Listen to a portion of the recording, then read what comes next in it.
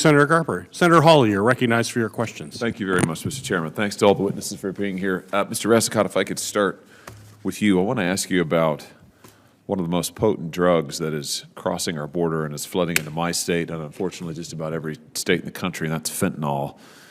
In 2021, CBP seized more than 10,000 pounds of fentanyl. In Missouri, where I am from, fentanyl seizures are up 204%. Between 2020 and 2021, about 80,000 people between 18 and 45 died of fentanyl overdoses, and the number of Missourians who have overdosed on fentanyl or related opioids has risen 40% just in the last 2 years. A number of members of Congress have called for designating fentanyl as a weapon of mass destruction. I'm just looking at the list here. Senator Markey has talked about it. Congressman Ryan from Ohio has talked about it. Congresswoman Boebert has talked about it.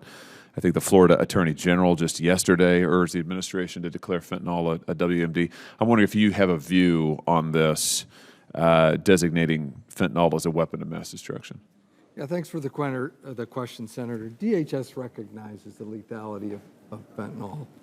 Also recognize the potential for it to be weaponized with devastating consequences. From a CWMD perspective, we address the risks of a weaponized fentanyl or any really weaponized pharmaceutical in our broader efforts to that we work on chemical warfare agents. That said, any declaration of fentanyl as a WMD, I think that you have to carefully consider that because there are legitimate medical uses for fentanyl.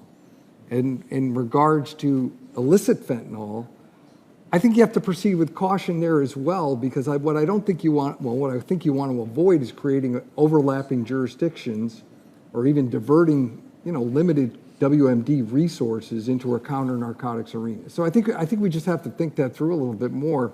But I yield to Dr. Gandhi perhaps on some of the medical issues associated with fentanyl. Yeah, Dr. Gandhi, go ahead, and then I want to come back, Mr. Resicott, to the weaponization of fentanyl. Sure. Go ahead, Doctor. Sure. No, I'll just add a couple of thoughts. Fentanyl is absolutely lethal, as we know. I've seen it in my clinical practice. We have a significant role to play at DHS on the significant knowledge gaps that exist with our frontline workforce who have to engage with it all the time. What we have done to that end is deploy our regional medical officers to do training and education with our CBP officers so that they are up to date on this topic, and of course to engage with local, state, and public health on it. And so in a couple of weeks, I think we're doing a first responder safety to fentanyl as a request from the ONDCP. We have to do better there because the knowledge gaps are still significant. Senator. Very good. Mr. Resicott, just back to this possibility of terrorists or foreign nations weaponizing fentanyl. Can you give me your assessment of, is that likely? What are the concerns around that? Can you speak to that issue? Yeah, Senator, I would be happy to give you that assessment, but I think it's probably more appropriately done in a different forum, and I'd like to follow up with you on that. Sure. Great. I'll take you up on that.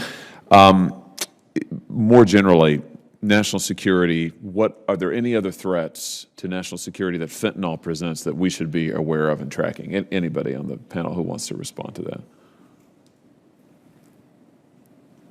Great. All right. Thank you, Mr. Chairman. I yield the balance of my time. Thank you, Senator Hawley. Senator